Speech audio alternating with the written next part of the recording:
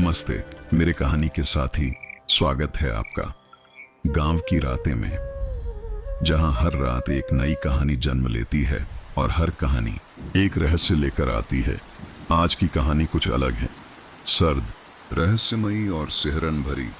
इसका नाम है ठंड का बदला। कहते हैं भैरवनगर नाम के छोटे से गांव में एक बार ऐसी ठंड पड़ी कि लोग आग जलाना भूल गए, या शायद आग ही डर गई थी। पर दोस्तों, ये सिर्फ मौसम नहीं था, किसी का बदला था। तो बताइए, आप इस ठंडी रात में किस शहर या किस गांव से सुन रहे हैं हमारी ये कहानी, और रात के कितने बजे हैं वहां जहां आप हैं? नीचे कमेंट में जरूर लिखिए, ताकि हमें भी पता चले गांव की रातें की ठंड अब किन किन दिलों तक पहुंच चुकी है। और हाँ, अगर ये कहानी आपको सच में ठिठुरने पर मजबूर करे तो लाइक, शेयर और सब्सक्राइब जरूर कीजिए, क्योंकि आपकी एक सब्सक्रिप्शन हमारी हर कहानी की गर्माहट बन जाती है। तो लीजिए, लालटेन जरा पास कर लीजिए और दिल को मजबूत कीजिए। शुरू करते हैं ठंड का बदला। वो ठंड जो इंसानों से ज्यादा जिंदा थी। भैरवनगर की पहाड़ी ढलानों पर उस साल सर्दी ने जैसे अपना डेरा जमा लिया था। पत्तों की नोकों पर बर्फ की महीन सुइयां जमी रहती, और सुबह का सूरज हर रोज बादलों के पीछे से बस उतना ही झांकता जितना किसी डरपोक बच्चे की आंखें पर्दे की सिलवट से। खेतों में सरसों की कोंपलें पीली होने से पहले ही सफेद धुंध में गायब हो जाती। बैलों की सांसें भाप बनकर हवा में उठती और थरथराती, और कच्ची गलियों में लोगों के कदमों की आवाजें तक धीमी हो गई थी, मानो मिट्टी भी ठंड से अकड़कर खामोश हो गई हो। रवि उस सुबह भी भोर से पहले उठ गया। उनके मिट्टी लिपे आंगन में लोहे की परात में जमी पतली बर्फ को उसने उंगलियों से छेड़ा तो खनखनाहट सी हुई, जैसे किसी बांसुरी की पतली ठंडी धुन। झोपड़ी की दीवार पर टंगी लालटेन रात से ही धुंधली लौ पर अटकी थी। ललिता काकी, उसकी पड़ोसन और भानु सिंह की पत्नी, चूल्हे में फूंके मार रही थी, पर लकड़ियां थी कि पकड़ ही नहीं रही। धुआं सीधा ऊपर जाने के बजाय एक जगह गोल गोल घूमकर वापस जमीन पर बैठ जाता, जैसे सर्दी की पकड़ में धुआं भी कैदी हो। आज भी नहीं जलेगी क्या काकी? रवि ने पूछा। ललिता ने हथेलियों से मुंह ढांका और सिर हिलाया। क्या पता बेटा, लगता है धुआं भी ठिठुर गया है। तेल रखा है पर बाती तक गीली हो जाती है। उसी समय बाहर से गाड़ियों के पहियों के कराहने की आवाज आई। हरीश पटेल, गांव का मुखिया, बैलगाड़ी पर बोरा ढके बैठे आए। बोरे के किनारे बर्फ जमी थी। लोगों, पंचायत चौक पर आ जाना, उन्होंने ऊंची आवाज में कहा। आज फिर आग नहीं जली और तालाब पर पानी की परत मोटी हो गई है। कुछ करना पड़ेगा। पंडित जी से पंचांग दिखवाना होगा। ललिता ने गर्दन झुकाकर हाँ में सिर हिलाया, लेकिन आंखों में एक झटके भर के लिए डर चमक गया। रवि ने वह डर पकड़ लिया। वह इन दिनों हर चेहरे पर कोई न कोई छिपा हुआ संकेत ढूंढ लेता था, जैसे सर्दी के साथ साथ अज्ञात का कोई धागा हर आदमी की आवाज और चाल में उलझ गया हो। गांव की पगडंडियों पर चलते हुए रवि ने देखा, पीपल के नीचे की चौपाल पर बैठे बुजुर्गों के सफेद दाढ़ियां तक ओस से चिपचिपी हैं। मंदिर के सामने पड़ी छोटी घंटी पतली बर्फ में आधी डूबी है, उसकी बोली भी मंद हो गई है। पास ही तेल मिल की छत से छूती बूंदें छत से गिरते ही सफेद मोतियों में बदल जाती जमकर। दूर चरागाह में गायें अपनी सांस को धुंध के गोलों में बदलती। 2-3 बछड़े तो रेत सी सख्त मिट्टी पर सिकुड़ कर बैठे थे। देव की दादी, जो गांव की सबसे बुजुर्ग थीं, चौपाल की तरफ धीमे धीमे चली।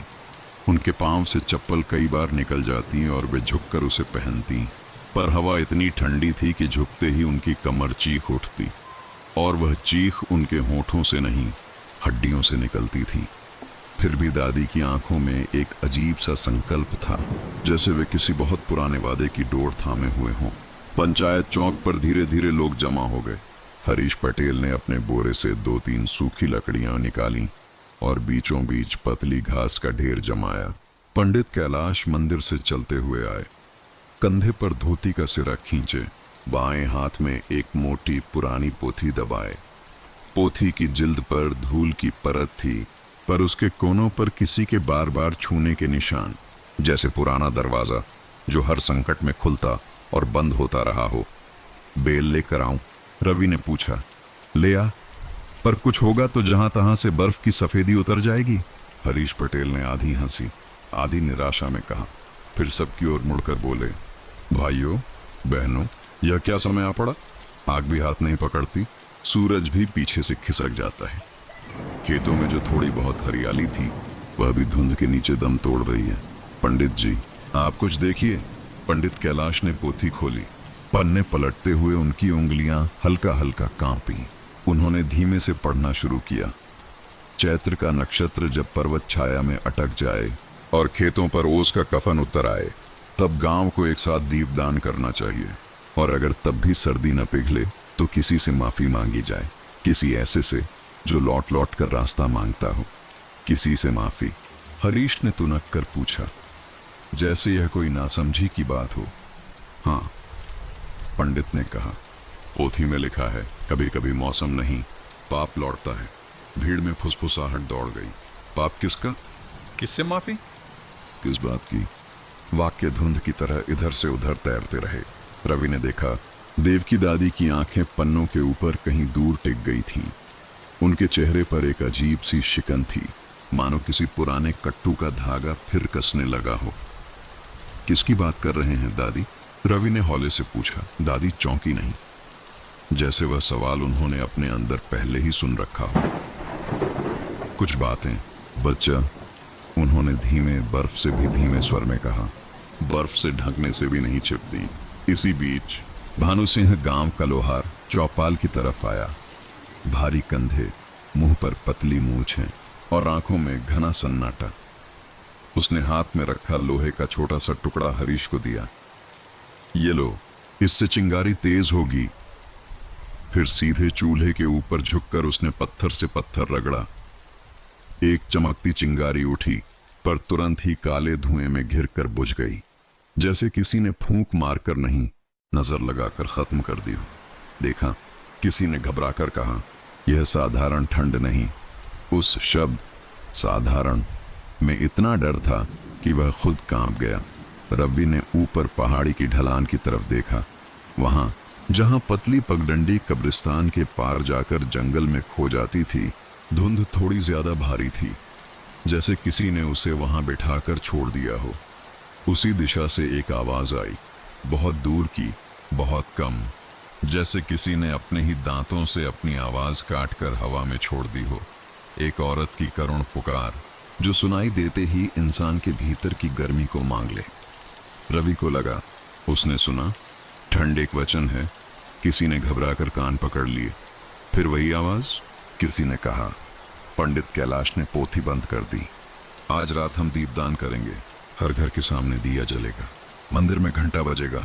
और उन्होंने एक क्षण रुककर कहा, जो भी भूले हैं किसी से, किसी बात की, वह मन ही मन क्षमा मांग ले। क्यों? भानु सिंह ने पहली बार सीधे कठोर स्वर में पूछा। उसके स्वर में लोहे का ठंडा वजन था। हम अपराधी हैं क्या? भीड़ के भीतर एक ऐसा सन्नाटा पड़ा कि लगता था अगर किसी के हाथ से बर्तन गिर भी जाए तो उसकी आवाज कांच की नहीं, बर्फ की होगी। ललिता ने अपने आंचल का कोना कसकर थामा। देवकी दादी ने भानु की तरफ देखा और उनकी आंखों में एक सवाल दिया। जला, तू ही पूछ रहा है? रात और जल्दी उतर आई। पहाड़ पर सूरज दिन भर दिखा ही नहीं। फिर भी शाम होते होते ऐसा लगा जैसे धूप को किसी ने ठंड की थैली में बांधकर दूर फेंक दिया। हर घर के बाहर लोगों ने मिट्टी के दिए सजाए। तेल डालते ही लगता कि तेल भी कांप रहा है। बाती के सिरों पर बर्फ की महीन परत चमक उठती। देवकी दादी ने अपने पुराने पीतल के दिए को रगड़ा, तब कहीं उसकी देहरी पर लौ जगी, पीली और कमजोर, पर आकाश की ओर टिकी हुई। रवि ने अपने आंगन में दिया रखा। नीमा, उसकी छोटी बहन, दुपट्टा ओढ़े खड़ी थी। उसकी आंखों में नींद अभी नहीं उतरी, पर डर उतर गया था। भैया, उसने फुसफुसाकर कहा, कल रात मैंने सपना देखा। कोई औरत चांदी सी मेरे कान के पास कुछ कह रही थी। उसकी सांस ठंडी थी, पर उसके शब्द जलते हुए। उसने कहा, जब तक मैं नहीं तब तक गर्मी नहीं। रवि ने उसे चुप कराया। सपना था। नीमा, सो जा, सुबह सब ठीक हो जाएगा। सुबह नीमा ने ऊपर आसमान की तरफ देखा। किस ओर से आती है भैया? यहाँ तो धुंध ही धुंध है। मंदिर की तरफ से घंटी की आवाज आई, पतली, थरथराती। पंडित कैलाश ने आरती शुरू कर दी थी। लोग धीरे धीरे मंदिर की देहरी पर आकर दिए रख रहे थे। कुछ ने अंदर घुसकर शीतला माई के सामने दोनों हाथ जोड़ दिए। हरीश पटेल ने अपना दिया ऊंचा उठाकर चौपाल के बीच रखा। देखो, उन्होंने कहा, हमारा गांव एक लौ है, बुझने मत देना। भानु सिंह देर से आया। वह दरवाजे पर रुका रहा। फिर जैसे किसी अनदेखी ताकत ने उसका कंधा धक्का दिया, वह आगे बढ़ा और मैदान के कोने में जाकर उसने अपना दिया रखा। पीपल की छाया के ठीक नीचे ललिता ने दूर खड़ी होकर उसके हाथों को देखा। वो हाथ जो लोहे को भी झुका लेते थे, आज कैसे थर-थर कांप रहे थे। उसके मन में एक पुराना दृश्य चमका। किसी रात की भर्राई हुई हवा, दूर से आती मध्यम चीखें और भानु का घर देर रात तक खुला दरवाजा। पर उसने उस दृश्य को भीतर ही भीतर रोल कर रख दिया, जैसे ठंड में लोग अपने आप को कंबल में रोल लेते हैं। दिए जले, पर हवा ऐसी थी कि लौ की गर्दन बार बार झुक जाती। पंडित कैलाश ने आरती की धुनों में कुछ पुराने भूले सुर जोड़े, जिन्हें शायद उनके गुरु ने सिखाया था और उनके गुरु को किसी और ने। देवकी दादी ने उस धुन में एक दूसरी बहुत पुरानी तान पहचानी, वही जो कभी बहुत पहले, 20 बरस पहले किसी और आवाज में सुनी थी। उस तान के साथ उनका सीना भारी होने लगा। वे मंदिर की दीवार सहारा करके बैठ गईं। दादी, पानी? रवि ने घुटने टेकते हुए पूछा। पानी? दादी हल्की हंसी हंसी, जो हंसी नहीं, ठंड की चरमराहट थी। यह ठंड पानी नहीं पीती बच्चा, यह सिर्फ कर्ज पीती है। रात गहराती गई। लोगों ने अपने अपने घर के बाहर एक दिया जलता छोड़ दिया और दरवाजों के भीतर दुबक गए। जहां तहां कुत्ते एक दूसरे को देखकर भौंकना शुरू करते और फिर अचानक चुप हो जाते, मानो किसी ने उनकी आवाज को कंबल से ढक लिया हो। दूर पहाड़ी से फिर वही आवाज आई, इस बार थोड़ी साफ, जैसे बर्फ की दीवार से टकराकर लौटी हुई। मुझे दफनाया तुमने, लौटूंगी हर सर्दी। रवि के शरीर में सिहरन दौड़ गई। वह झोपड़ी के दरवाजे तक आया। भीतर नीमा सो रही थी या सोने की कोशिश कर रही थी। ललिता काकी ने दूसरा दिया दरवाजे के अंदर रख दिया। सांस तक ठंडी हो जाती है रवि, उन्होंने कहा। इंसान दिल के पास दोनों हथेलियां जोड़ ले, तब भी जागती ठंड उस जोड़ को तोड़कर अंदर आ जाती है। काकी, रवि ने धीमे से कहा, अगर यह मौसम नहीं किसी का बदला है तो वह किससे मांगेगी? ललिता ने उस सवाल को सुनते ही पलकें झुका लीं। उनके होंठ हिले पर शब्द बाहर नहीं निकले। शायद वह शब्द बहुत पुराने थे, इतने पुराने कि उन पर जमी बर्फ पहले उतरनी थी। जो सुन ले उसी से मांगेगी। उन्होंने बस इतना कहा। रात के तीसरे प्रहर में गांव के बाहर पोखर की तरफ से एक सनसनाहट उठी। एक के बाद एक कच्चे घाट पर पड़े सूखे पत्ते खुद ब खुद दाएं बाएं सरकने लगे, जैसे किसी अदृश्य पांव ने उन्हें किनारे किया हो। पोखर पर जमी बर्फ की परत के बीच, ठीक बीच, एक लकीर बन गई, मानो किसी ने नाखून से नाम लिख दिया हो। रवि ने दूर से देखा। वह नाम साफ नहीं, पर उसके अक्षरों में स्त्री का दर्द था। और उस लकीर से निकलती ठंड आसपास की हवा को गहरा करती चली गई। सुबह से ठीक पहले, जब अंधेरा सबसे गहरा होता है, मंदिर के आंगन में रखे दियों में से एक दिया अचानक तेज हुआ, इतना कि उसकी लौ बर्फीले सांसों में किसी सफेद अग्नि की तरह जल उठी। उसी समय पीपल के पास रखे भानु के दिए की बाती नीली हो गई, नीली और लंबी, जैसे किसी ने उसे ऊपर से खींच लिया हो। भानु नींद में चौंक कर उठ बैठा। उसके कान में किसी ने फुसफुसाया था, तुम्हें याद है? उसके माथे पर पसीना नहीं, ठंडे पानी की बूंदें थीं। ललिता ने देखा, भानु की आंखें खुली थीं, पर उनमें नींद नहीं, एक पुराना सपना था। क्या हुआ? उसने पूछा। भानु ने धीरे धीरे आंखें बंद कर लीं। कुछ नहीं। झोपड़ी के बाहर रवि ने अपने घर के आंगन में बर्फ पर हल्के हल्के निशान देखे। मानव पांव नहीं, पर इंसानी चाल। आरंभ पीपल के पास से अंत पोखर की दिशा की ओर। हर निशान के किनारे बर्फ जरा सी काली पड़ी थी, जैसे किसी ने उसमें राख घोल दी हो। वह झुका, उंगली से एक किनारा उठाया, उंगली सुन्न हो गई। भैया। नीमा दरवाजे तक आ गई। उसकी आंखें पूरी खुली थीं, एकदम शांत। क्या? रवि ने पूछा सावधानी से। वह लौट आई है, नीमा ने फुसफुसाया, और कह रही है जब तक सच नहीं बोलेगा कोई, ठंड से बड़ी कोई चीज नहीं जलेगी। रवि ने दूर पहाड़ी की तरफ देखा, जहां धुंध किसी अदृश्य हाथ से लिखे अक्षरों की तरह टुकड़ों में बिखर रही थी। वह जानता था आज की सुबह भी धूप नहीं लाएगी, पर यह भी महसूस कर रहा था कि सर्दी का यह बोझ सिर्फ आसमान का नहीं, किसी दिल का भी है, किसी गलती का भी। और इस गलती का नाम शायद किसी के होंठों पर अटका हुआ है, किसी ऐसे के जो अड़ियल है, मजबूत है, और जो अपने भीतर किसी खाई को चुपचाप ढंक कर जीता आया है। पीछे से देवकी दादी की खांसी सुनाई दी। वह न जाने कब से आंगन के किनारे खड़ी थी। बच्चा, उन्होंने कहा, आज शाम तक मुझे मंदिर तक ले चलना, इस ठंड से पहले कुछ कहना है। क्या कहना है दादी? रवि ने तत्काल पूछ लिया। जो कभी न कहा। दादी ने आंखें बंद कर लीं, और जो अगर न कहा तो ये ठंड हमारी संतानों के नाम लिख जाएगी।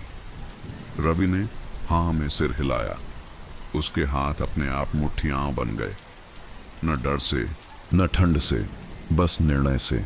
सामने बिछी बर्फ पर उस निर्णय ने छोटा सा भाप का गोला बनाया, जो तुरंत ही जमकर गायब हो गया। पहाड़ी पर हवा ने नई आवाज उठाई। कोई गा नहीं रहा था, फिर भी एक तान थी। गांव की पतली गलियों, दीवारों, छप्परों, ठिठुरी हुई खिड़कियों और बुझते बुझते जगे दियों के बीच से गुजरती हुई। और उस तान में शब्दों से परे एक वाक्य छिपा था, यह मौसम नहीं, किसी का बदला है। अभी उजाला नहीं हुआ था, पर कहानी शुरू हो चुकी थी। भैरव नगर में उस दिन सूरज बिल्कुल नहीं निकला। आसमान का रंग राख जैसा था, न सफेद न नीला, बस एक अजीब ठंडी धूसरता। गांव के तालाब पर बर्फ की परत इतनी मोटी हो गई थी कि बच्चे उस पर पत्थर फेंकते तो आवाज पानी की नहीं, धातु की आती। भानु सिंह ने अपनी लोहे की भट्ठी कई बार जलाने की कोशिश की, पर लौ हमेशा आधे रास्ते में बुझ जाती, जैसे कोई सांस ही रोक लेता है। उसने झुंझलाकर कहा। ललिता ने उसकी ओर देखा। उसके चेहरे पर दिनों से थमी हुई चिंता की झलक थी। सर्दी में भी कोई आग से डरता है? उसने धीमे स्वर में पूछा। भानु ने बिना कुछ कहे भट्ठी पर मुक्का मारा। अंगारे उड़े, पर तुरंत राख बन गए। झोपड़ी के बाहर रवि और नीमा खड़े थे। नीमा ने ऊनी शॉल को कसकर ओढ़ रखा था, फिर भी उसके दांत कटकटा रहे थे। भैया, उसने धीरे से कहा, क्या सर्दी अब कभी जाएगी? रवि ने उसे शांत किया। हर चीज की सुबह होती है, नीमा। फिर वह ठिठक गया। तालाब की दिशा से हवा में एक अनोखी आवाज गूंज रही थी, न बिल्कुल चीख, न पूरी पुकार, बस एक अजीब लय जो दिल की धड़कन के साथ ताल मिलाती। पंचायत चौक पर हरीश पटेल और पंडित कैलाश पहले से मौजूद थे। देवकी दादी को दो औरतें सहारा देकर लाई थीं।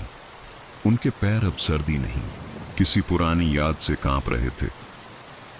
आज रात से पहले कुछ करना पड़ेगा, हरीश ने कहा।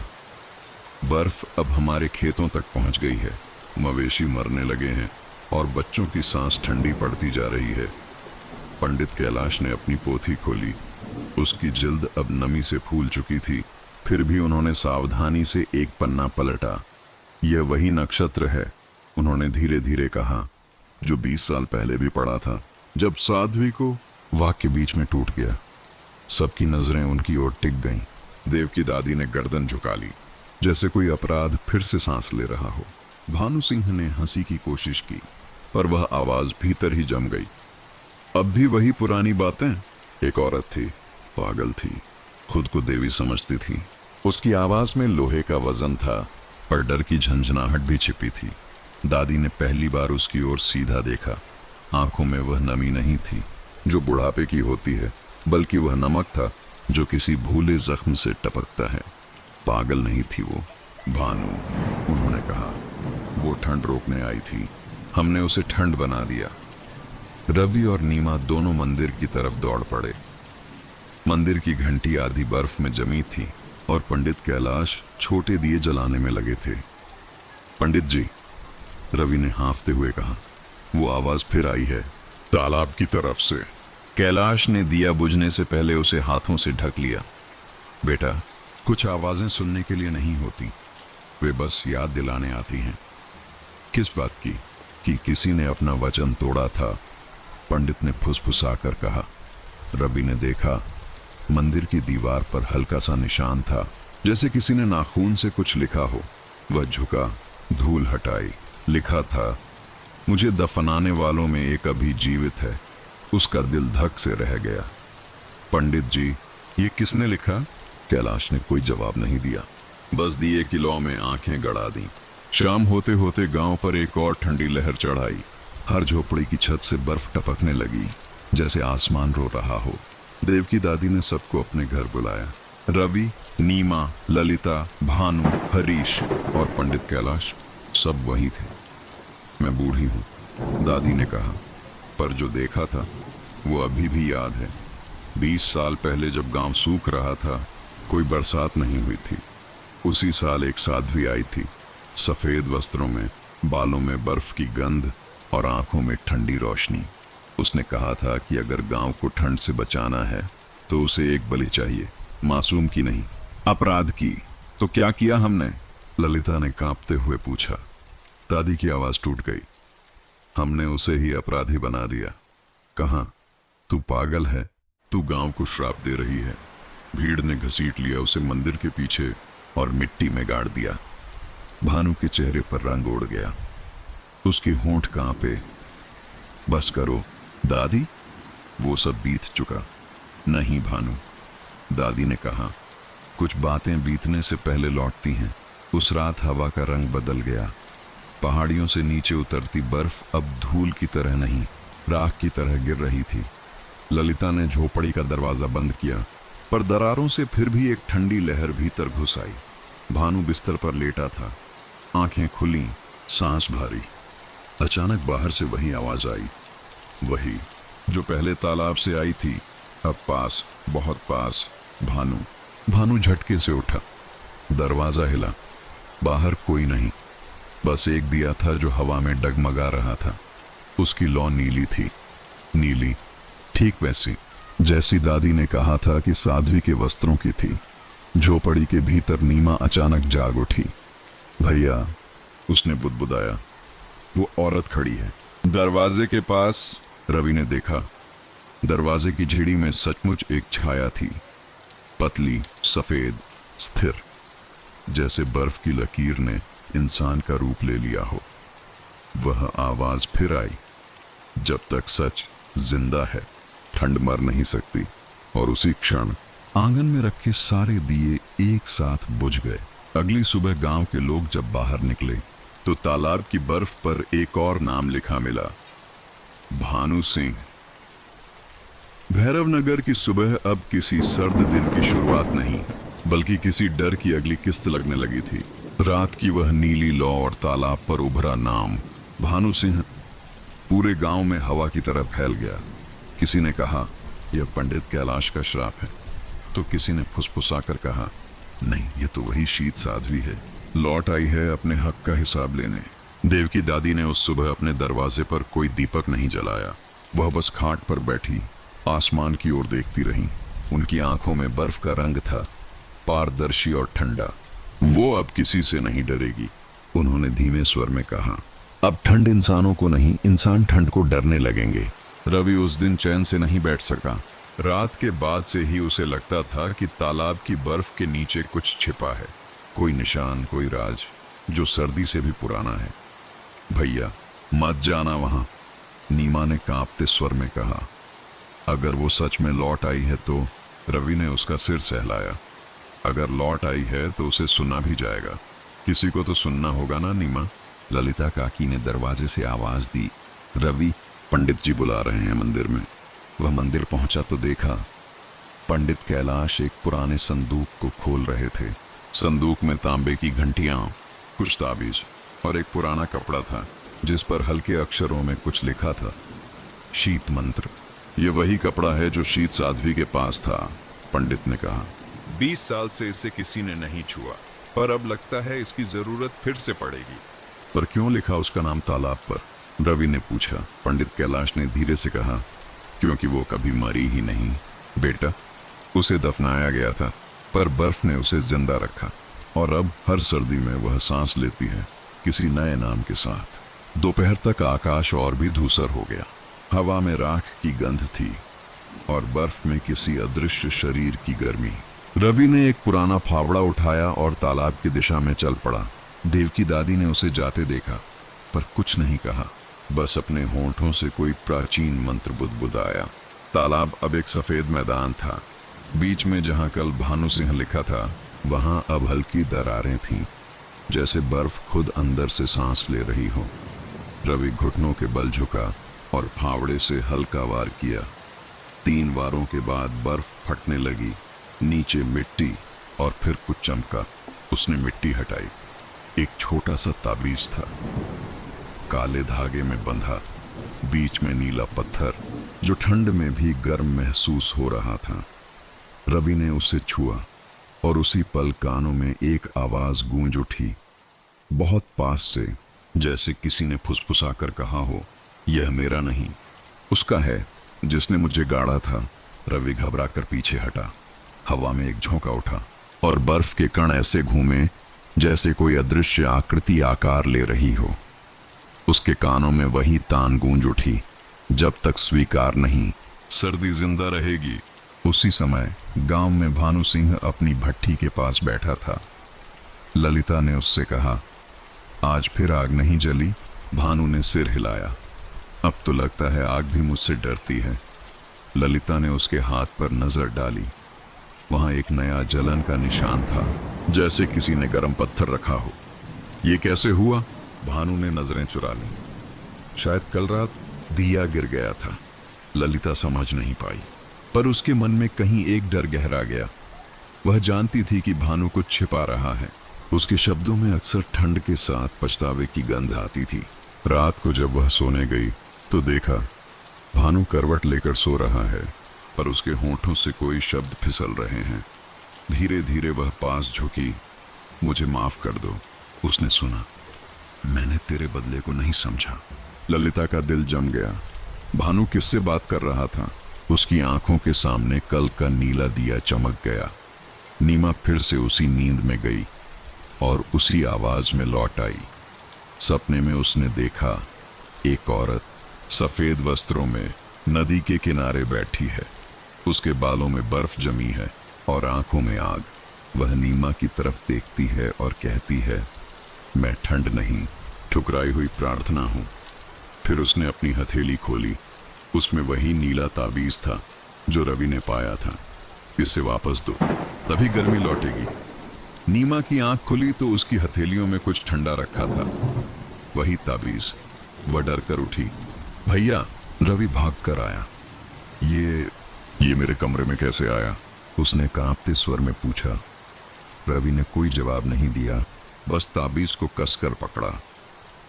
अब उसे यकीन हो गया था कि यह सिर्फ सर्दी नहीं थी, किसी की अपूर्ण कथा थी। सुबह होते ही गांव में बर्फ की नई परत बिछ गई। हर झोपड़ी के दरवाजे पर बर्फ की रेखाएं, जैसे किसी ने हर घर का नाम लिखा हो।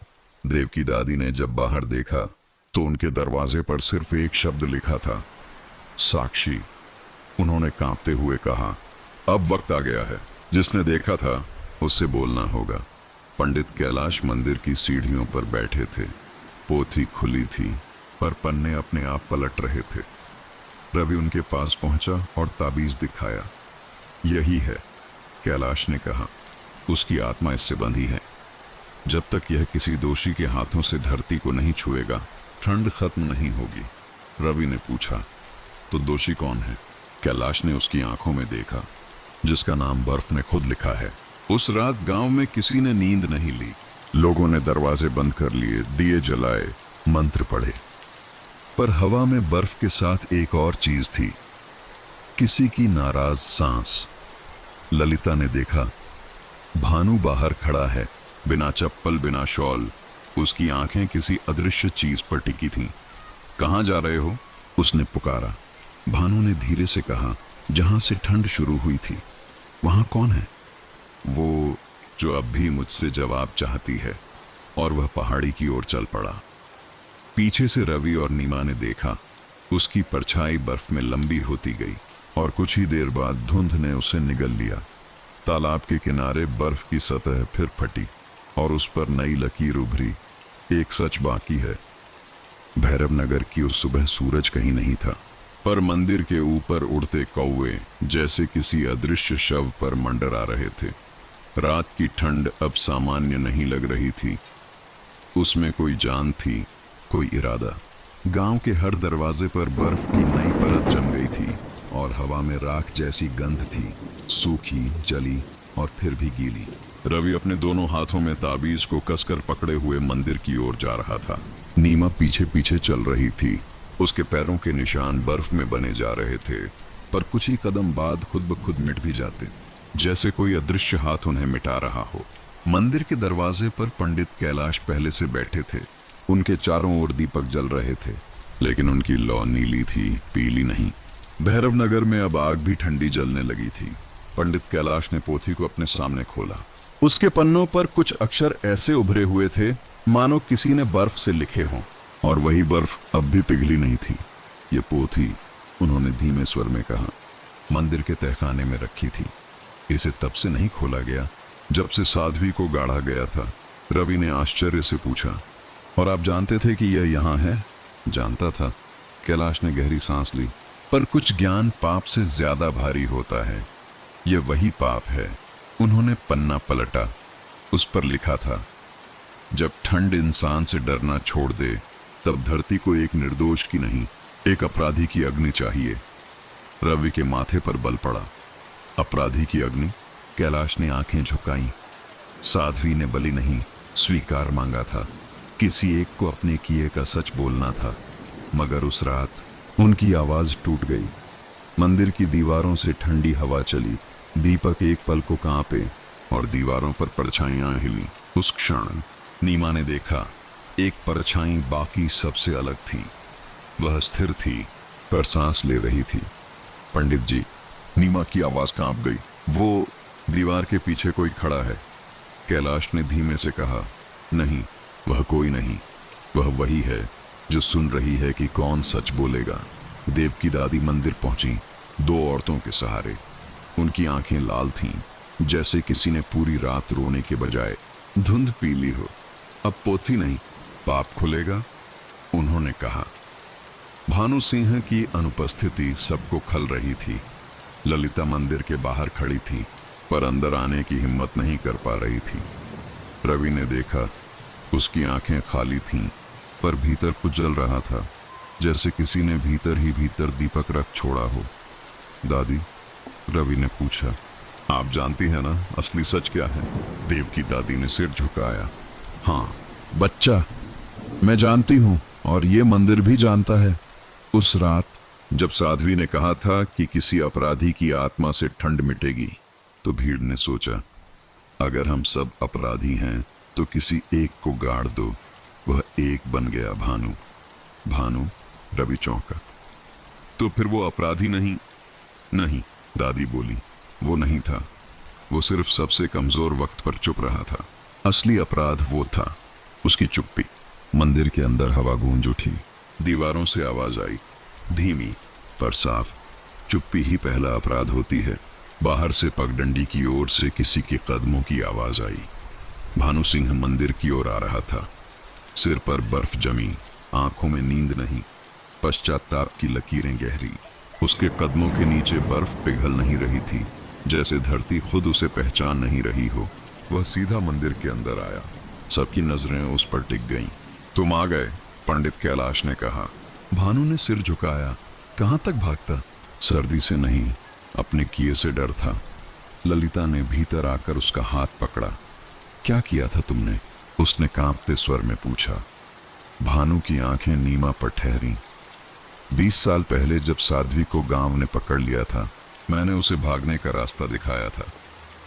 उसने मुझसे कहा था, सिर्फ सच बोल देना, सर्दी लौटेगी नहीं। लेकिन जब लोग मेरे सिर पर पत्थर लेकर आए, मैंने चुप्पी ओढ़ ली। मैंने कहा, मुझे कुछ नहीं पता, और वही झूठ उसकी कब्र बन गया। ललिता की आंखों से आंसू नहीं गिरे, बस उसकी सांसें जम गईं। देवकी दादी ने पोथी के पन्ने पर हाथ रखा। अब वक्त है भानु, जो उसने मांगा था वही दे दो, सच और अग्नि। रवि ने आगे बढ़कर ताबीज भानु के हाथ में रख दिया। जैसे ही उसने उसे छुआ, हवा भारी हो गई। मंदिर की छत से बर्फ के टुकड़े गिरने लगे और उस ताबीज से नीली लौ उठी। नीमा ने देखा, उस लौ में एक स्त्री की आकृति बनी, शांत, स्थिर, पर अपूर्ण। भानु की आंखों में आंसू चमक उठे। मैंने तुझे नहीं बचाया, माफ कर दे, वह फुसफुसाया। लौ कांपी, जैसे सुन रही हो। फिर उसने ताबीज मंदिर के सामने धरती में गाड़ दिया। धरती से हल्की भाप निकली, ठंडी, पर उसमें आग की गंध थी। अब सर्दी बोलेगी नहीं, दादी ने कहा। अब वो सुन ली गई है। दीपक की लौ पीली हो गई, कौवों की आवाज बंद हो गई। मंदिर की दीवारों पर जमी बर्फ पिघलने लगी। अगली सुबह 20 साल बाद पहली बार सूरज खुलकर निकला। भैरव नगर की मिट्टी में धूप की महक थी, जैसे किसी ने भीतर से उजाला खोल दिया हो। बच्चे बाहर भागे। तालाब की बर्फ टूटकर पानी में बदल गई। देव की दादी मंदिर की सीढ़ियों पर बैठी थी, मुस्कुराते हुए, पर आंखों में आंसू लिए।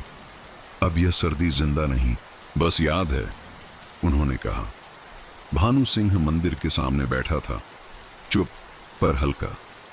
ललिता ने उसके कंधे पर हाथ रखा। रवि और नीमा ने एक दूसरे को देखा। पहली बार। सांस में ठंड नहीं, धूप थी, लेकिन उसी समय तालाब के किनारे हवा फिर हल्की सी थमी। पानी में हल्की लहर उठी और उसमें किसी का प्रतिबिंब झिलमिलाया। एक स्त्री सफेद वस्त्रों में मुस्कुराती हुई, और उसकी आवाज आई, जब तक इंसान सच से भागेगा ठंड लौटेगी। फिर सब कुछ शांत हो गया। बस बर्फ की जगह मिट्टी थी, और मिट्टी में पहली बार फिर से जीवन की गंध। सूरज के निकलने के अगले दिन भैरव नगर के लोगों ने सोचा था अब सब खत्म हो गया। पर जो चीज 20 साल से किसी आत्मा को जगाए रखे, वो एक दिन की धूप से नहीं बुझती। शाम होते होते ठंडी हवा फिर लौट आई, पर इस बार उसमें डर नहीं था, एक तरह की बेचैनी थी, जैसे कोई अतीत फिर से गिनती कर रहा हो। देव की दादी की आंखों में वह बेचैनी साफ थी। उनकी उंगलियां लगातार कांप रही थीं, जैसे कोई अदृश्य शब्द लिखने की कोशिश कर रही हो, जो अब तक कहा नहीं गया। रवि और नीमा उस शाम दादी के घर पहुंचे। भानु और ललिता भी पीछे पीछे आए। मिट्टी की दीवारों पर बर्फ फिर जमने लगी थी, और दादी के घर के अंदर तेल का दिया बुझते बुझते जल रहा था। अब वक्त है, दादी ने कहा, जो 20 साल से दबा है उसे बोल देने का। क्या इतना भयानक था वो दादी? नीमा ने पूछा। दादी की आवाज धीमी हुई। भयानक तो वह रात नहीं थी बच्चा, भयानक था हमारा निर्णय। उन्होंने चारों को बैठने का इशारा किया। तब मैं 30 बरस की थी। गांव सूख गया था, नदी सूख चुकी थी, खेत जल चुके थे, बच्चे भूख से रोते थे, और बूढ़े लोग मंदिर में मुंह ढांप कर मर जाते थे। उसी वक्त वह आई, शीत साध्वी, सफेद कपड़ों में, पहाड़ से उतरती हुई। उसके आने के साथ ही बर्फ गिरी और सूखी मिट्टी को नमी मिली। लोग पहले डर गए, पर फिर समझे यह देवी है।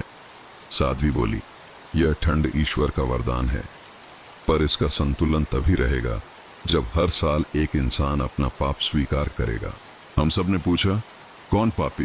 वो बोली, जो झूठ बोलेगा वही सर्दी को बुलाएगा। दादी रुकी। उनकी आंखों से आंसू नहीं, धुआं सा निकला। पहले साल तक सब ठीक रहा, पर फिर एक बच्चा बीमार पड़ा। किसी ने कहा, यह साध्वी की सजा है। गुस्से में गांव वालों ने कहा, इसने श्राप दिया है, और फिर भीड़ ने उसे पकड़ लिया। दादी की आवाज अब कांपने लगी थी। मंदिर के पीछे का जंगल था, बर्फ गिर रही थी। हमने उसे बांध दिया। वो बार बार कहती रही, मुझे मत रोको, मैं ठंड को रोकने आई हूं। पर कोई नहीं सुना। तभी किसी ने चिल्लाया, गाड़ दो, तभी ये बर्फ रुकेगी। मैंने देखा, भानु भीड़ में था। उसकी आंखों में डर था। वो साध्वी को भागने का रास्ता दिखाना चाहता था, पर उसने चुप्पी ओढ़ ली। हम सब ने उसके ऊपर मिट्टी डाल दी।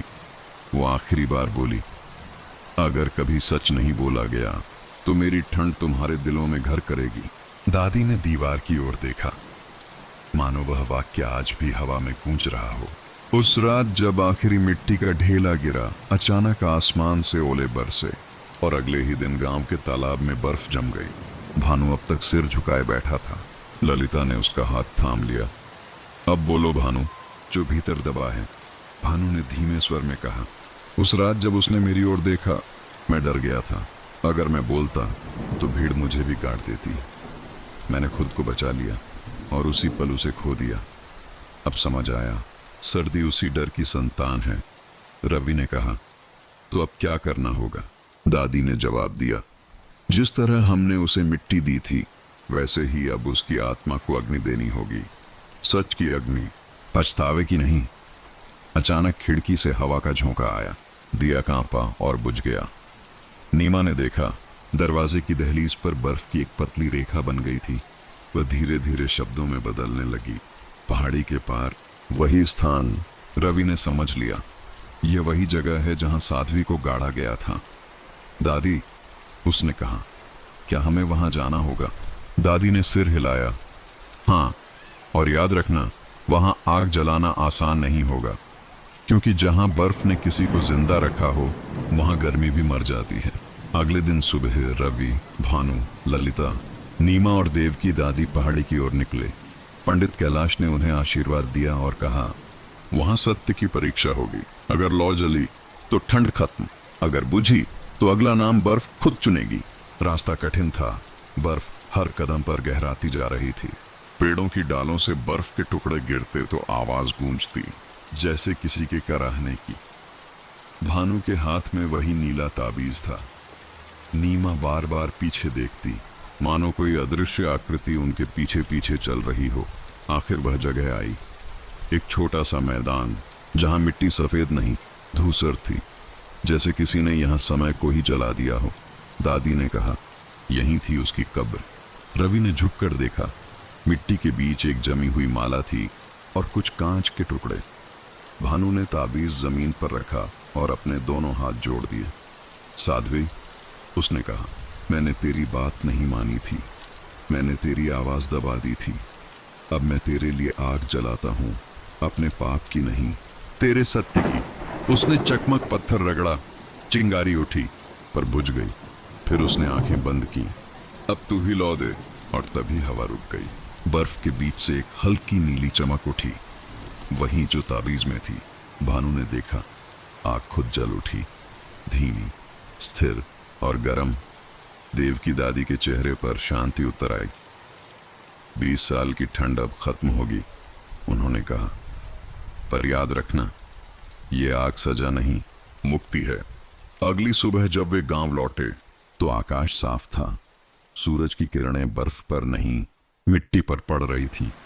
बच्चे बाहर दौड़ रहे थे। ललिता ने आसमान की ओर देखा।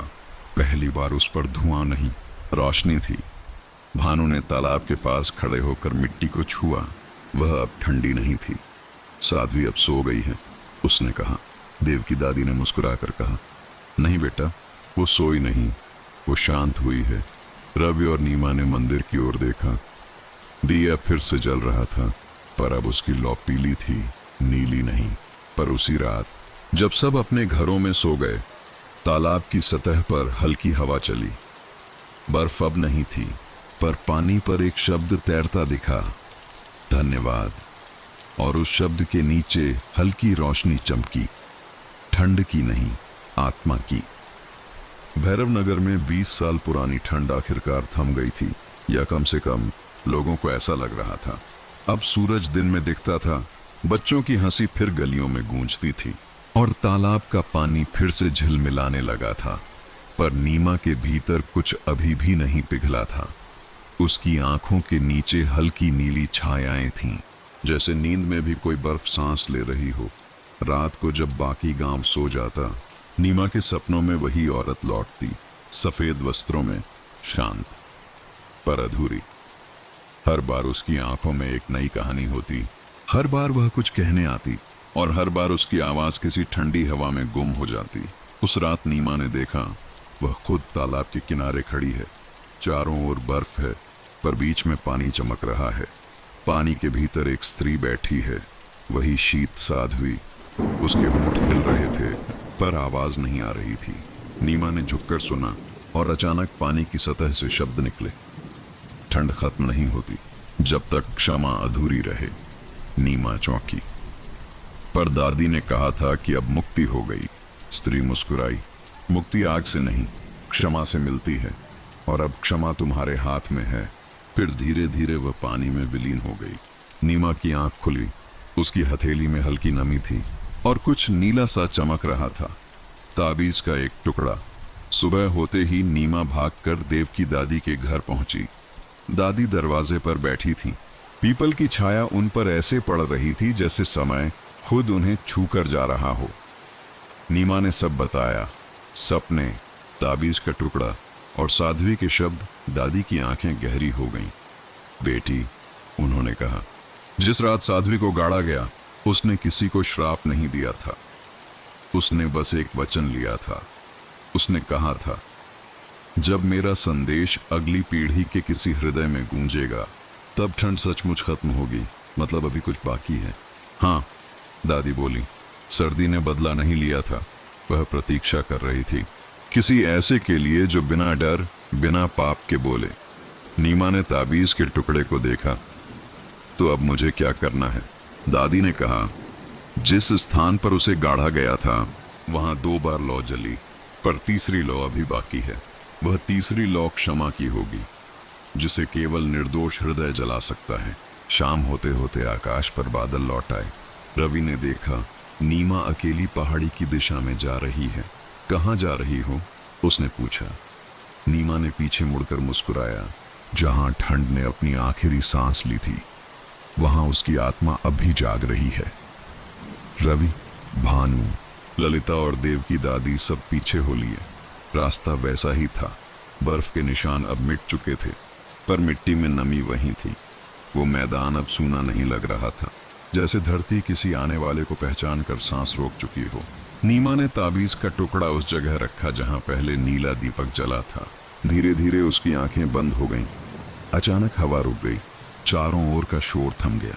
फिर बर्फ की जगह हल्की चमक उठी और उस चमक में वही आकृति उभरी, शीत साध्वी। अब वह पहले जैसी नहीं थी।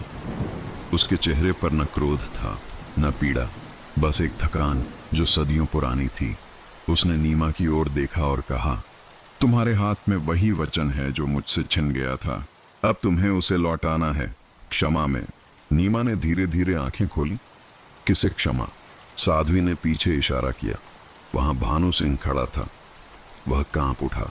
जिसने मौन चुना उसे शब्द दो, साध्वी बोली, क्योंकि पाप से बड़ा अपराध है पश्चाताप बिना क्षमा। नीमा ने आगे बढ़कर अपने हाथ भानु के सिर पर रखे। मैं नहीं, उसका अंश बोल रहा है, उसने कहा। जिस दर्द को उसने छोड़ दिया था उसे अब मैं मुक्त करती हूँ। जैसे ही उसके शब्द खत्म हुए, ताबीज का टुकड़ा तेज रोशनी में बदल गया। हवा गर्म हो गई और पहली बार बर्फ नहीं, फूल गिरने लगे, सफेद, सुगंध भरे। देव की दादी की आंखों से आंसू बह निकले। अब सर्दी सचमुच खत्म हुई। उन्होंने कहा, यह क्षमा थी जो धरती से छूट गई थी। भानु सिंह जमीन पर घुटनों के बल बैठ गया। अब मुझे शांति है, उसने फुसफुसाया। ललिता ने उसका कंधा थामा। अब उसके हाथ ठंडे नहीं थे। नीमा ने आकाश की ओर देखा। बादल खुल रहे थे और एक उजला चांद बर्फ की जगह पानी में चमक रहा था। पानी की सतह पर वही शब्द उभरे, क्षमा ही गर्मी है। रवि ने धीरे से कहा, अब हर साल जब ठंड आएगी लोग डरेंगे नहीं, उसे याद करेंगे। भैरव नगर में अगले दिन सुबह सुनहरी थी। तालाब के पास बच्चे खेल रहे थे और मंदिर की घंटी की आवाज अब गूंजती नहीं, मुस्कुराती लग रही थी। देव की दादी ने आसमान की ओर देखा और कहा, शीत साध्वी अब ठंड नहीं, कथा बन गई है, और जिस दिन कोई झूठ बोलेगा यह कहानी फिर सुनाई जाएगी, याद दिलाने की पाप की सजा नहीं, क्षमा की पुकार सबसे बड़ी होती है। नीमा मुस्कुराई। हवा में एक बार फिर वही ठंडी खुशबू फैली, पर अब वह डर की नहीं, शांति की ठंड थी। भैरव नगर में ठंड अब दुश्मन नहीं रही थी, पर उसके जाने के बाद जो सन्नाटा बचा था वह किसी पुराने गीत जैसा था, जिसकी धुन कानों में रहती है पर शब्द हवा में बिखर जाते हैं। रात का समय था, आकाश में आधा चांद था और पीपल के पत्ते ठंडी हवा में धीरे धीरे हिल रहे थे। गांव के चौक में दियों की पंक्तियां सजी थीं। हर घर से लोग वहां जुट रहे थे। आज की सभा सिर्फ ठंड पर नहीं, बल्कि उस कहानी पर थी जो अब गांव के खून में बहने लगी थी। शीत साध्वी की कथा। हरीश पटेल, गांव का मुखिया, इस बार अपने पुराने तर्कों के साथ नहीं, बल्कि एक नया भाव लेकर उठा। उसने अपने सिर से ऊनी टोपी उतारी और कहा, भैरव नगर ने ठंड को हराया नहीं, उसने ठंड को समझा है। हम सब ने उस औरत की आवाज को दबाया था और अब उसी की आत्मा ने हमें बचाया। ललिता, जो अब पहले जैसी सहमी नहीं लगती थी, दियों की पंक्ति में एक नया दिया रखती हुई बोली, अब हर सर्दी में डर नहीं, दीपक जलेगा। हम आग से नहीं, अपने भीतर की ठंड से लड़ेंगे। भीड़ में एक गहरी शांति छा गई। भानु सिंह चुपचाप आगे बढ़ा। उसके चेहरे पर अब डर नहीं था, बस विनम्रता थी। वह बोला, मैं वो हूं जिसने 20 साल पहले सच नहीं बोला, और मैं वही हूं जिसने आज जाना कि चुप्पी भी एक आवाज होती है, बस देर से सुनाई देती है। मैं चाहता हूं कि आज से यह दिन क्षमा दिवस कहलाए, जहां हम किसी पुराने झूठ से मुक्त हों। पंडित कैलाश ने सिर झुकाकर कहा, और यह मंदिर अब डर का प्रतीक नहीं रहेगा, यह उन सब का घर होगा जो अपने भीतर की ठंड से उजाला मांगना चाहते हैं। देवकी दादी पीपल के तले रखे लकड़ी के आसन पर बैठी। उनका चेहरा धूप और सर्दी के बीच का संगम लग रहा था, थका हुआ पर संतुष्ट। बच्चों, उन्होंने धीमे स्वर में कहा, ठंड कोई बुराई नहीं थी, वो हमें हमारी गलती याद दिलाने आई थी। हर मौसम की तरह वह भी अपना काम पूरा करके चली गई।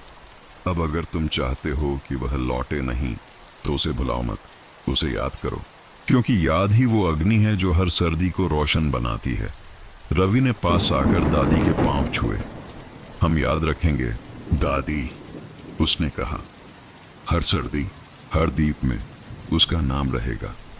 नीमा मुस्कुराई। उसकी आंखों में अब नींद नहीं, शांति थी, जैसे किसी ने भीतर से सारी बर्फ पिघला दी हो। हरीश पटेल ने आगे बढ़कर घोषणा की, आज से हर साल जब सर्दी शुरू होगी, हम इस रात ठंड का त्योहार मनाएंगे, जहां हर घर के बाहर एक दीपक जलाया जाएगा और हर दीप में एक कहानी सुनाई जाएगी। शीत साध्वी की। भीड़ में धीमे धीमे तालियां बजीं। बूढ़े लोग मुस्कुराए, बच्चे खिलखिलाए और औरतों ने मिट्टी की दियों में तेल डाला। रवि ने महसूस किया, सर्दी अब सज्जा नहीं, स्मृति बन गई है, और स्मृति जब प्रकाश बनती है तो गांव फिर से जी उठता है। सभा के बाद भानु सिंह मंदिर की सीढ़ियों तक गया। उसने अपने पुराने औजार, हथौड़ा और निहाई वहां रख दिए। अब मैं लोहे से नहीं, मिट्टी से काम करूंगा, उसने कहा, क्योंकि आग बनाने वाला भी वही है और ठंड मिटाने वाला भी वही। ललिता ने पीछे से उसका हाथ पकड़ा। साध्वी ने शायद इसलिए तुझे छोड़ा था ताकि तू आग का मतलब समझे। भानु ने मुस्कुराकर कहा, अब समझ लिया, आग तब जलती है जब दिल पिघलता है। रात गहराई और लोग अपने घर लौटने लगे। दियों की लौ अब भी कांप रही थी, पर हर लौ में अब विश्वास था। नीमा मंदिर की सीढ़ियों पर अकेली बैठी रही। उसने आसमान की ओर देखा, चांद की ठंडी रोशनी जैसे उसे देख मुस्कुरा रही हो। तालाब के पास से एक हल्की हवा चली। उसने आंखें बंद की और एक पल के लिए उसने महसूस किया कि कोई उसके पीछे खड़ा है। धीरे से उसने कहा, धन्यवाद, लौट आने के लिए नहीं, समझा देने के लिए। हवा ने उसकी चोटी को हल्के से छुआ और नीमा ने मुस्कुराकर कहा, अब ठंड इंसानों से ज्यादा जिंदा नहीं है, अब इंसान ही गर्मी का वादा है। भैरव नगर के सूरज ने उस दिन की सुबह अलग बनाई। हवा ठंडी थी, लेकिन काटने वाली नहीं, मानो किसी ने सर्दी और धूप को मिलाकर एक नया मौसम बनाया हो। देवकी दादी ने आखिरी बार मंदिर की घंटी बजाई। पंडित कैलाश ने कहा, अब यह घंटी किसी भय के लिए नहीं बजेगी, यह हर दिल को जगाने के लिए बजेगी। भानु, ललिता, रवि और नीमा मंदिर के सामने खड़े थे। दियों की पंक्ति में एक दिया साध्वी की याद में जल रहा था, शांत, उज्जवल और स्थायी। उस दिए की लौ में हल्की नीली आभा थी, जैसे सर्दी ने अपनी आखिरी सांस वहीं छोड़ी हो, कहते हुए, अब मेरा बदला नहीं, मेरा वचन पूरा हुआ। रात के उत्सव के बाद भैरव नगर पहली बार चैन की नींद सोया था। दियों की लौ अब बुझ चुकी थी, मगर मिट्टी में उनकी खुशबू अभी बाकी थी, तेल, राख और उम्मीद की मिली जुली महक। पर सुबह जब रवि तालाब की ओर गया तो हवा कुछ अजीब थी, न ठंडी न गर्म, बस एक सीली सी गंध थी, जैसे किसी पुरानी कब्र से कोई याद फिर बाहर आई हो। तालाब का पानी अब साफ था, पर रवि ने देखा बीच में एक छोटा भंवर सा बन रहा है।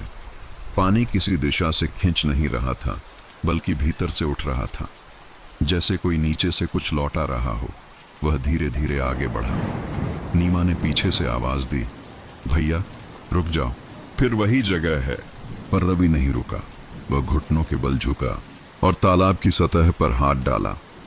अचानक उसकी उंगलियां किसी कठोर चीज से टकराईं, कुछ पत्थर जैसा पर गर्म। धीरे धीरे उसने उसे बाहर निकाला। एक पुराना लोहे का डिब्बा। डिब्बा जंग खाया था, पर उस पर लिखा था, शीत साध्वी, अंतिम वचन। रवि ने चौंक कर चारों ओर देखा। हवा एकदम स्थिर थी, सिर्फ तालाब से उठती हल्की भाप थी, जो किसी सांस जैसी लग रही थी। रवि तुरंत उस डिब्बे को लेकर देवकी दादी के घर भागा। दादी अब बहुत कमजोर थीं, पर उनकी आंखों में वही पुराना तेज था, जैसे उन्हें पता था कि यह डिब्बा आएगा। दादी, रवि हाँफते हुए बोला, देखो ये तालाब से मिला है। दादी ने कांपते हाथों से डिब्बे को छुआ। इसे मत खोले अकेले, उन्होंने कहा। इसमें सिर्फ याद नहीं, शायद अधूरा सच भी है।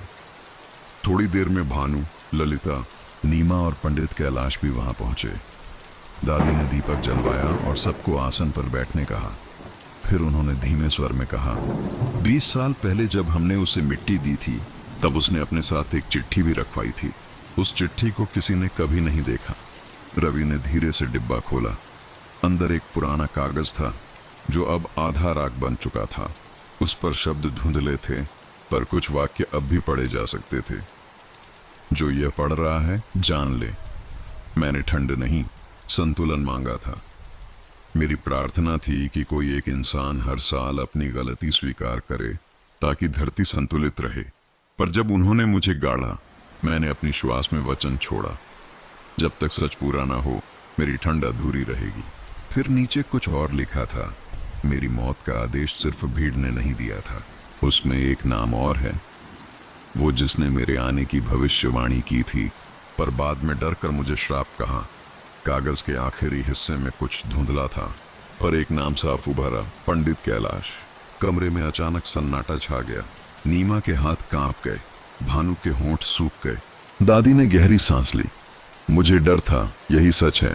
पंडित कैलाश ने अपनी आंखें बंद कर लीं। हाँ, उन्होंने कहा, उस समय मैं युवा था। मैंने गांव वालों से कहा था कि साध्वी अपशकुन है, क्योंकि उसकी बातें मेरे ज्ञान से बड़ी लगती थीं। मैंने डर के कारण झूठ कहा और भीड़ को भड़काया। भानु ने कठोर स्वर में कहा, तुम्हारी एक आवाज ने उसे मौत दी। कैलाश ने सिर झुका लिया।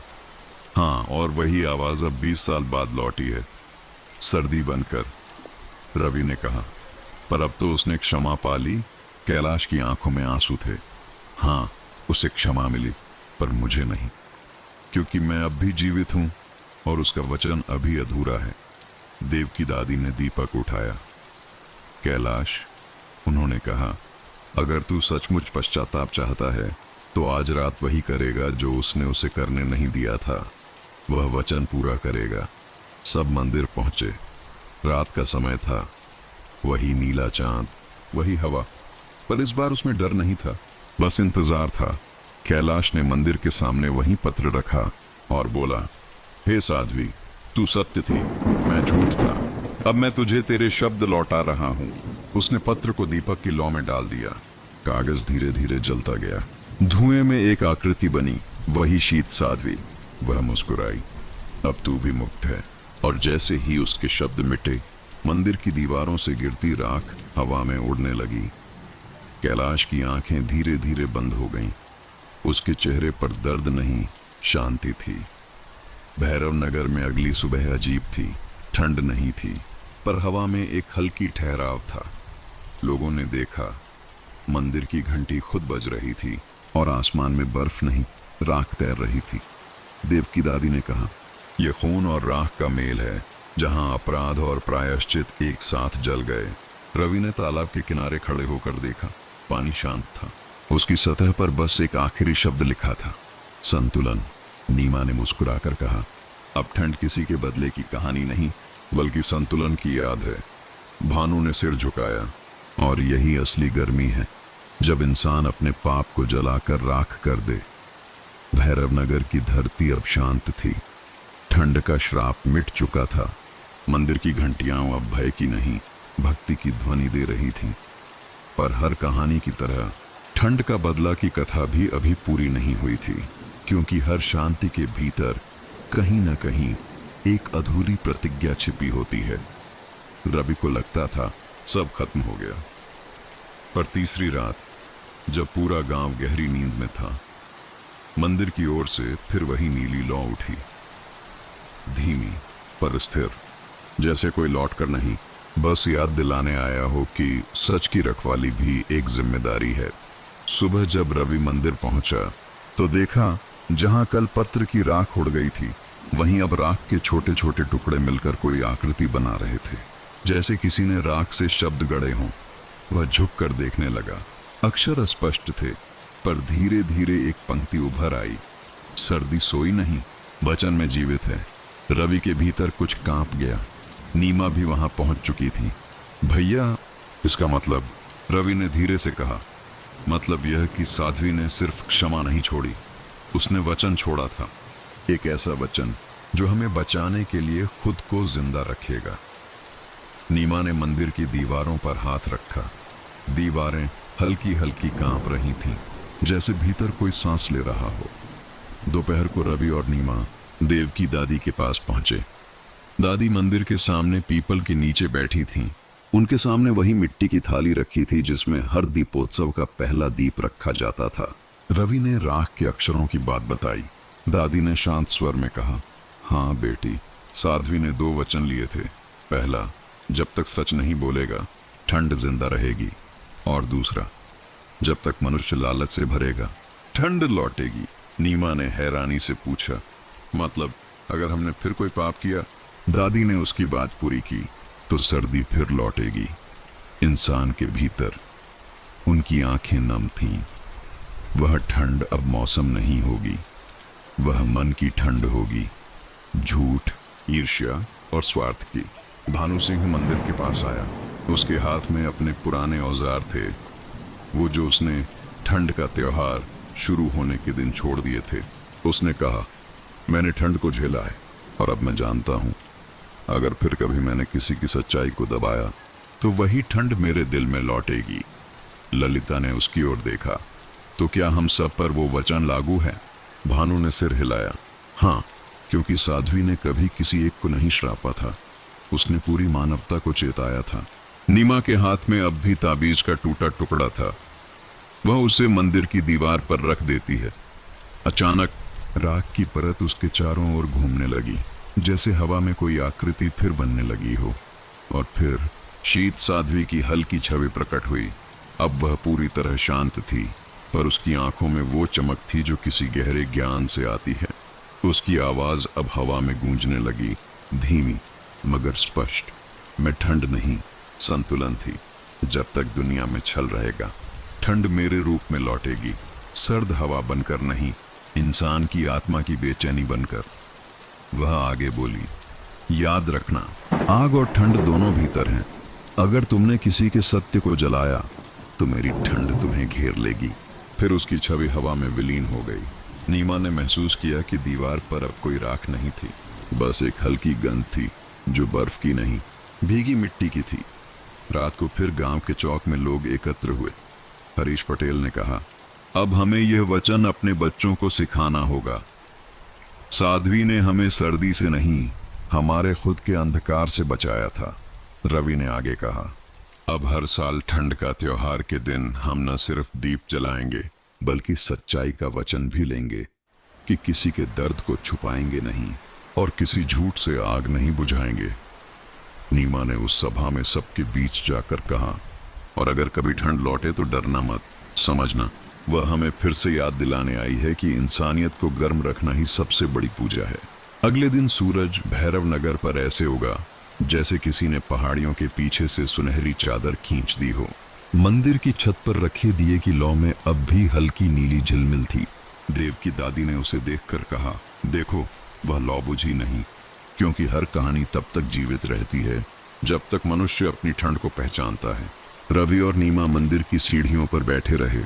हवा में शांति थी, पर उस शांति के भीतर कहीं बहुत गहराई में शीत साध्वी की आवाज अब भी गूंज रही थी, जब इंसान फिर किसी की सच्चाई को दबाएगा मैं लौटूंगी। ठंड नहीं, चेतावनी बनकर चांदनी धीरे धीरे गांव की मिट्टी पर बिखरी और दिए की लौ में नीला और पीला रंग मिलकर एक नई रोशनी बना गए। ठंड का बदला अब एक कथा नहीं रहा, वह एक प्रतिज्ञा बन गया था। साल बीत गए। भैरव नगर अब पहले जैसा गांव नहीं रहा। मिट्टी की झोपड़ियां ईंटों में बदल गईं, तालाब के किनारे अब पत्थर की घाटें बनी और मंदिर के सामने हर साल दीपोत्सव अब पूरे इलाके का सबसे बड़ा त्योहार बन गया था। लोग उसे ठंड का त्योहार नहीं कहते थे, अब वे उसे लौ की रखवाली कहते थे, क्योंकि वह सिर्फ साध्वी की याद नहीं, सच और संतुलन की विरासत थी। रवि अब बड़ा हो चुका था, मंदिर का रखवाला। नीमा गांव के बच्चों को पढ़ाती थी, कहानियों के जरिए उन्हें सिखाती कि झूठ अगर आग है तो सच उसकी राख में छिपी ठंड है। ललिता बूढ़ी हो चुकी थी, पर हर साल दीपोत्सव की रात वह मंदिर की पहली बाती जलाती। और भानु सिंह अब लोहार नहीं, मंदिर का दीप शिल्पी बन गया था। हर साल वह नए दिए बनाता और हर दिए पर एक शब्द उकेरता, सत्य। रवि का बेटा अरुण और नीमा की बेटी गौरी अब गांव की नई पीढ़ी थे। अरुण तेज पर अधीर, वह हमेशा पूछता, क्यों हर साल वही कहानी सुनाते हैं? ठंड का डर तो गया। गौरी शांत थी, उसकी आंखों में वही गहराई थी जो कभी शीत साध्वी की आवाज में थी। वह बोली, कहानियां डर के लिए नहीं होती, याद के लिए होती हैं, क्योंकि भूल जाना सबसे बड़ी ठंड है। अरुण ने मुस्कुराकर कहा, अगर ठंड कभी लौटे तो मैं उसे हरा दूंगा। गौरी ने हल्की हंसी के साथ कहा, वो लौटेगी नहीं, बस तुम में छिप जाएगी। उस साल दीपोत्सव कुछ अलग था। गांव के बाहर नई सड़क बनी थी और शहर से व्यापारी आए थे। उन्होंने कहा, अगर यहाँ बाजार लग जाए तो पैसे की बरसात होगी। हरीश पटेल अब बहुत बूढ़े थे, पर गांव के सम्मानित बुजुर्ग थे। उन्होंने कहा, बाजार लगाओ, पर याद रखना यह जगह साध्वी की शांति की भूमि है। यहाँ केवल सच्चा सौदा होना चाहिए। रात को मंदिर के बाहर जब दीप रखे जा रहे थे, अरुण ने देखा एक व्यापारी दीपदान के तेल में मिलावट कर रहा है ताकि ज्यादा बेच सके। गौरी ने उसे रोका, ऐसा मत करो, यह दिया झूठ से नहीं जलता। व्यापारी हंसा, बेटी, दिया तेल से जलता है, कहानी से नहीं। और तभी हवा तेज चली, दिए की लौ कांपी और कुछ ही पल में मंदिर के भीतर के सारे दिए एक साथ बुझ गए। लोगों ने देखा, अचानक हवा में वही ठंडी नमी लौट आई। तालाब के पास की मिट्टी जमने लगी और मंदिर की घंटी खुद ही बज उठी। देव की दादी अब इस दुनिया में नहीं थी, पर नीमा की आंखों से आंसू बह निकले। साध्वी ने कहा था, अगर छल लौटेगा ठंड भी लौटेगी। अरुण ने कांपते स्वर में कहा, लेकिन हमने तो कुछ नहीं किया। भानु सिंह की आवाज भारी थी, कभी कभी झूठ एक आदमी नहीं बोलता, पूरा गांव मौन रहकर उसे बढ़ाता है। ललिता ने आसमान की ओर देखा, वहां चांद की रोशनी के बीच एक हल्की आकृति दिखी, सफेद वस्त्रों में, जैसे धुंध से बनी हो। वह आवाज आई, तुमने फिर मेरी भूमि पर झूठ जलाया, और जब झूठ जलता है तो आग नहीं, ठंड फैलती है। गांव में अफरा तफरी मच गई। दिए बुझ चुके थे और हवा में सफेद धुंध तैर रही थी। नीमा ने सभी को शांत किया, घबराओ मत, साध्वी लौटकर डराने नहीं सिखाने आई है। गौरी आगे बढ़ी, उसने बुझा हुआ दीप उठाया और अपनी हथेलियों से उसे ढक लिया। अगर ठंड हमारे भीतर है, उसने कहा, तो गर्मी भी हमारे भीतर ही होगी। फिर उसने मंदिर की सीढ़ियों पर घुटनों के बल बैठकर कहा, साध्वी माँ, हमने गलती की, पर इस बार कोई झूठ नहीं बोलेगा। हम अपनी ही आग से अपनी ठंड पिघलाएंगे। उसकी आंखों से आंसू गिरे और जहां आंसू गिरे वहां दिए की बाती खुद ब खुद जल उठी। धीरे धीरे सभी दिए फिर जल गए। हर लौ में अब नीली नहीं सुनहरी चमक थी। मंदिर के ऊपर की हवा स्थिर हो गई। चांदनी में शीत साध्वी की आकृति फिर उभरी। अब वह मुस्कुरा रही थी। अब तुमने मेरी ठंड नहीं, अपना डर जलाया है। यही लौ तुम्हारी रखवाली करेगी। फिर उसकी आकृति धीरे धीरे मिट गई, पर उस जगह से एक सुनहरी रेखा उठी जो मंदिर की घंटी तक पहुंची और वहां ठहर गई। भानु सिंह ने कहा, यह वही घंटी है जो हर बार सर्दी से पहले बजती थी। अब यह हमें चेताने नहीं, जगाने के लिए बजेगी। रवि ने अपने बेटे अरुण के सिर पर हाथ रखा। बेटा, अब समझे, ठंड को हराने का तरीका उसे बुझाना नहीं, बल्कि खुद को जलाना है। सत्य में अरुण की आंखें नम हो गईं। उसने कहा, अब मैं हर दीप की रखवाली करूंगा ताकि ठंड फिर किसी दिल में जगह न बना सके। भैरव नगर का दीपोत्सव उस साल से बदल गया। अब हर घर में सिर्फ दीप नहीं बल्कि सत्य की प्रतिज्ञा भी जलाई जाती थी। बच्चों को सिखाया गया, जब तक झूठ बोलेगा कोई, ठंड लौटेगी। गौरी ने अपने घर की दीवार पर एक पंक्ति लिखी, लौ बुझती नहीं, बस रखवाली मांगती है। नीमा ने उसे देखकर मुस्कुराया। अब साध्वी की आत्मा नहीं लौटेगी, उसने कहा, क्योंकि वह अब हर घर की रोशनी बन चुकी है। तालाब के किनारे हवा चली, हल्की, ठंडी, पर सुकून भरी, जैसे कोई पुरानी आत्मा कह रही हो, मैं अब कहानी नहीं, संस्कार हूं। और दियों की पंक्ति में एक लौ सबसे उजली थी, वही जो सालों पहले बर्फ में पहली बार जली थी। ठंड का बदला अब समाप्त नहीं हुआ। वह लौ की रखवाली बनकर हर पीढ़ी में जिंदा रहा। याद दिलाने की ठंड बाहर नहीं, हमारे भीतर से शुरू होती है। भैरव नगर में अब मौसम भी बदल चुके थे। पहाड़ियों के ऊपर सड़कें बन गई थीं, बिजली के खंभों पर रोशनी जलती थी और गांव अब नगर पंचायत कहलाने लगा था। पर जितना गांव बढ़ा उतनी ही पुरानी मिट्टी की खुशबू कम होती गई। तालाब के पास अब सीमेंट का घाट था जहां कभी देवकी दादी बैठा करती थीं। मंदिर के चारों ओर रंगीन लाइटें थीं, पर उस नीली लौ की जगह अब बिजली का बल्ब जलता था। लोग अब लौ की रखवाली का त्योहार भी सेल्फी और सजावट में मनाने लगे थे। और एक दिन साध्वी की वो चेतावनी फिर से सच होने लगी। धीरे धीरे, चुपचाप, राख के भीतर से। रवि अब बूढ़ा हो चुका था। अरुण गांव का नया प्रधान था, तेज, व्यावहारिक, पर अपने पिता की तरह भावुक नहीं। अब हमें पुराने अंधविश्वासों से ऊपर उठना होगा, वह अक्सर कहता। त्योहार की जगह उद्योग चाहिए। गौरी अब भी मंदिर की सेवा करती थी। वह हर साल दीप जलाती और बच्चों को सिखाती, ठंड डर नहीं, याद है, कभी मत भूलना कि यह लौ तुम्हारी परीक्षा है। पर अब बच्चे मोबाइल पर खेलते थे, दियों की जगह ट्यूबलाइट लगाते थे, और मंदिर की घंटी जो कभी आत्मा की पुकार थी अब बस एक पुरानी रस्म बन गई थी। एक शाम अरुण गांव के लोगों के साथ तालाब के किनारे आया। उसने कहा, यह जमीन खाली पड़ी है, यहाँ होटल बनेगा, पर्यटन बढ़ेगा, पैसा आएगा। गौरी ने चौंक कर कहा, यह वही जगह है जहाँ साध्वी को गाड़ा गया था। अरुण मुस्कुराया। कहानी थी गौरी, अब वक्त है तरक्की का। रात को जब नीमा अपने आंगन में दीप जला रही थी, अचानक हवा का झोंका आया। दिया नहीं बुझा, पर उसकी लौ नीली हो गई। नीमा के हाथ कांप गए। इतने साल बाद वह फुसफुसाई। मंदिर की घंटी अपने आप बजी। रवि उठ खड़ा हुआ। ये वही संकेत है, उसने कहा। जब लालच बढ़ेगा ठंड फिर लौटेगी। गौरी मंदिर पहुंची तो देखा दीवार के पास राख की हल्की परत बन रही थी। धीरे धीरे उस राख में एक छोटा बीज आकार लेने लगा, धूसर पर धड़कता हुआ। दादी, गौरी ने हवा में कहा, क्या यही वो है? राख में बीज? हवा ने उत्तर दिया, हाँ, हर बार जब झूठ उगेगा ये बीज उसे ढकने लौटेगा। तीसरे दिन सुबह भैरव नगर में हल्की बर्फबारी हुई, सालों बाद।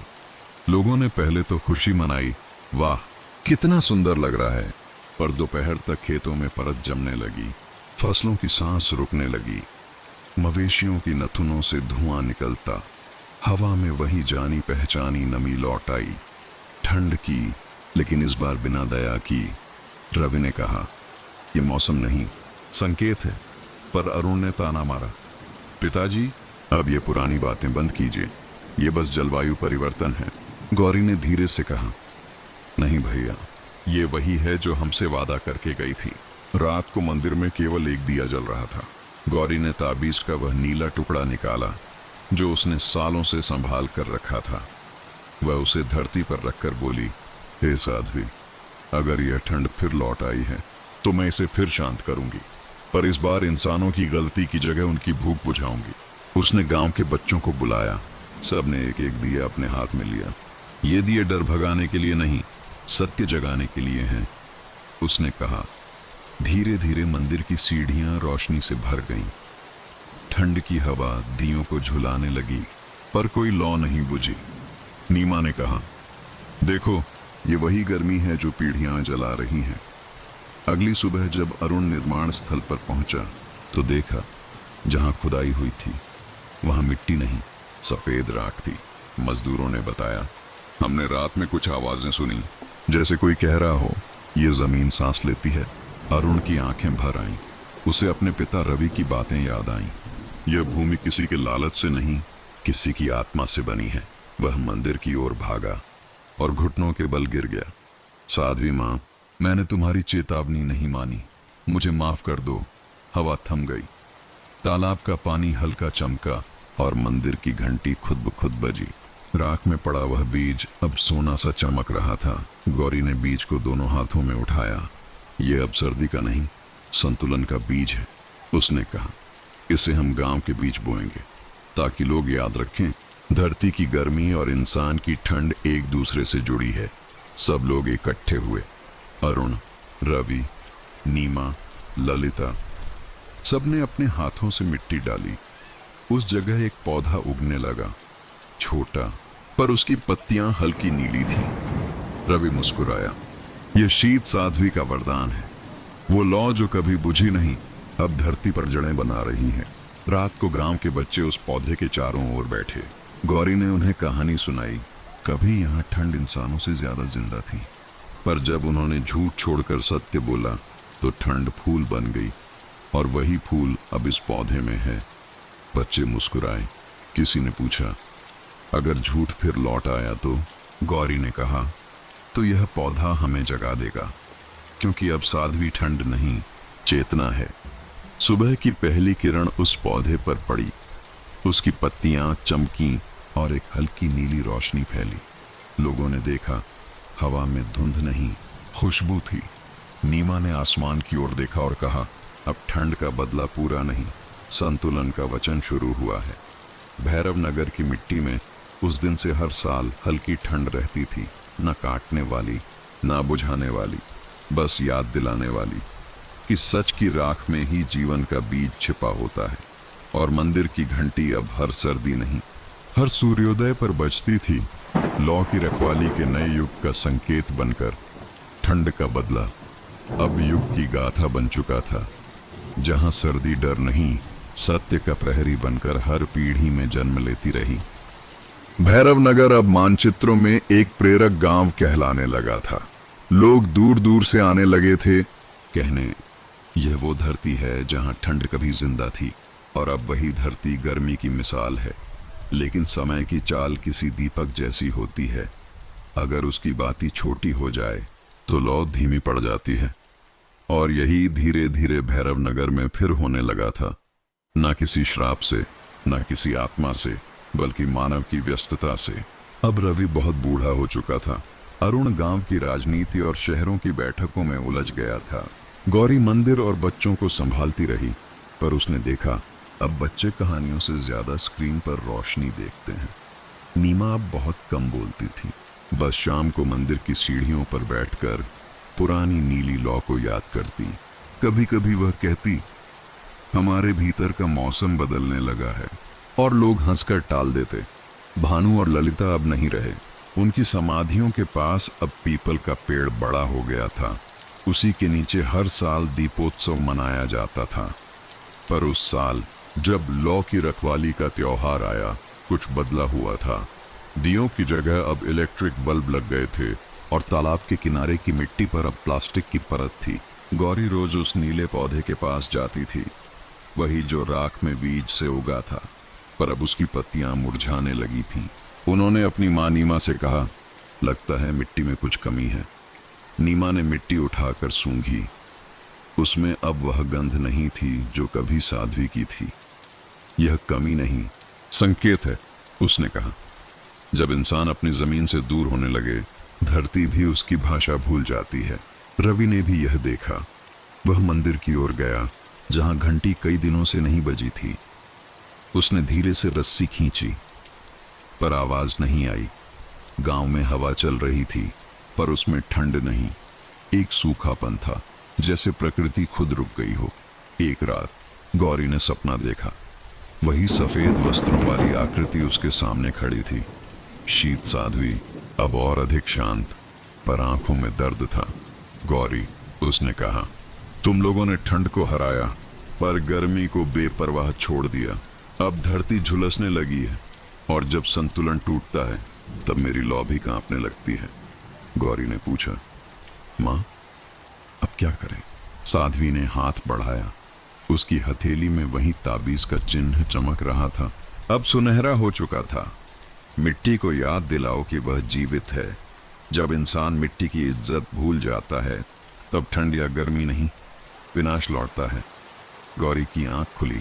उसने देखा, पौधे की जड़ के पास मिट्टी दरक रही थी और उसके भीतर से हल्की गर्म भाप उठ रही थी। सुबह वह रवि और अरुण के पास गई। हमें इस मिट्टी को फिर से जगाना होगा, उसने कहा। अरुण थका हुआ बोला, गौरी, अब ये सब प्रतीक रह गए हैं। रवि ने उसकी ओर देखा। बेटा, प्रतीक ही तो संस्कृति होते हैं। अगर ये बुझ गए तो हम भी खो जाएंगे। गौरी ने गांव के बच्चों को बुलाया। सभी ने अपने हाथों से पौधे की जड़ों में पानी डाला। फिर उसने कहा, हम सब अपनी हथेलियों की मिट्टी यहां देंगे, क्योंकि इंसान और जमीन का रिश्ता अलग नहीं। बच्चों ने हंसते हुए मिट्टी उठाई, पर जैसे ही उसने पौधे को छुआ, हवा में एक हल्की नीली चमक फैल गई। पौधा फिर से हरा हो गया और उसकी पत्तियों पर ओस के कण नहीं, छोटे छोटे चिंगारी जैसे बिंदु चमकने लगे। मंदिर की घंटी अचानक खुद बज उठी।